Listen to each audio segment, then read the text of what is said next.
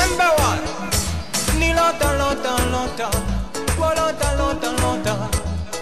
La semaine, c'est toujours celle tra-la-la. Ni longtemps, longtemps, longtemps. Toi longtemps, longtemps, longtemps. Si ma pas ouké, moi qui malade. Bonsoir à tous, bienvenue dans notre édition régionale. Voici nos principaux titres. Mais tout d'abord, cette double agression à la poste de Basse-Terre. 2 clients mécontents s'en sont pris aux agents. Une guichetière a dû être conduite aux urgences. 3 autres sont sous le choc. Le bureau de la poste n'a d'ailleurs pas réouvert ses portes cet après-midi. Les précisions de Thierry Philippe. Et le bureau de poste de Basse-Terre réouvrira demain matin aux horaires habituels. La direction, dans un communiqué, réprouve avec la plus grande fermeté ces agressions. Le syndicat Sud PTT Goix demande au directeur de prendre toutes les mesures nécessaires pour que les agressions cessent et parle par ailleurs d'inertie de cette direction. Autre agression, en bref, au Lamentin ce matin, une altercation entre 2 collégiens peu avant les cours de 7 heures. L'un d'entre eux a été blessé, il aurait été poignardé et a été transporté vers le CHU de Pointe-à-Pitre.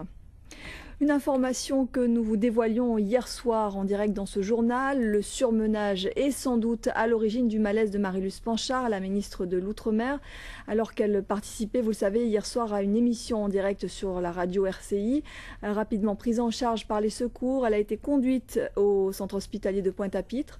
Elle devait quitter le département hier soir, mais les médecins ont préféré la garder en observation. Philippe Chanlot, Jean-Marie Mavounzi. Et la mère de Marie-Luce Panchard, Lucette Michechevry, qui s'exprimait dans Zeil, l'émission radio de Pat et David, a confirmé que la ministre avait bien été suivie au CHU et qu'elle a été par la suite transférée à son domicile de Gourbert.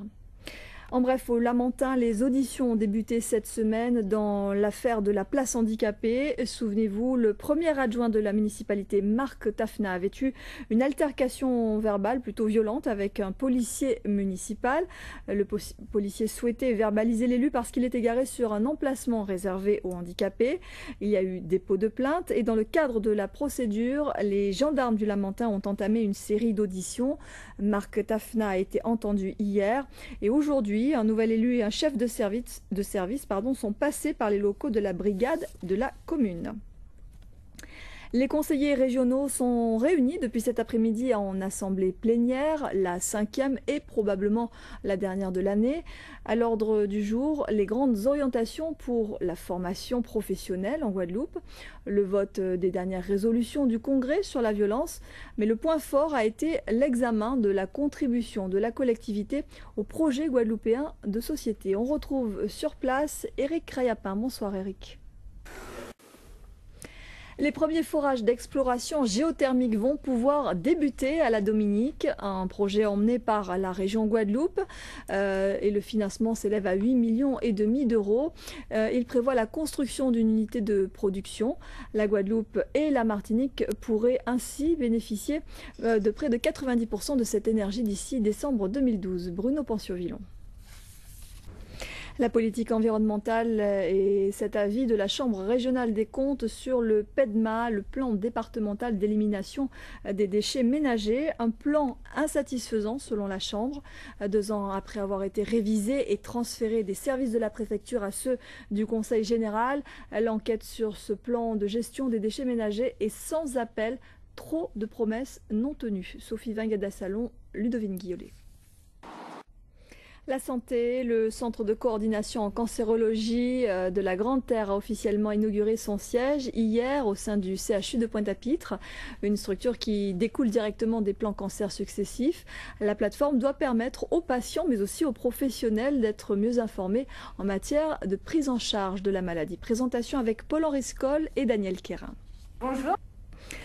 Tout d'abord, cet anniversaire, il y a 50 ans, mourait Frantz Fanon. Il était âgé de 36 ans, philosophe et psychiatre martiniquais. On se souvient de son œuvre, Peau noire, masque blanc, Les damnés de la terre. Anticolonialiste, militant du Front de libération nationale algérien, Frantz Fanon reste 50 ans plus tard une figure emblématique de la pensée et de la littérature antillaise. Christian Tortel. Dans quelques instants, à 20h10, un film, La Première Étoile, 21h35, votre magazine Sismique, 21h45, F comme femme, 22h10, votre série Inga Lindstrom. Demain à 13h, vous retrouverez Laura Séné. Nous, on se donne rendez-vous à 19h30. Passez une très belle soirée.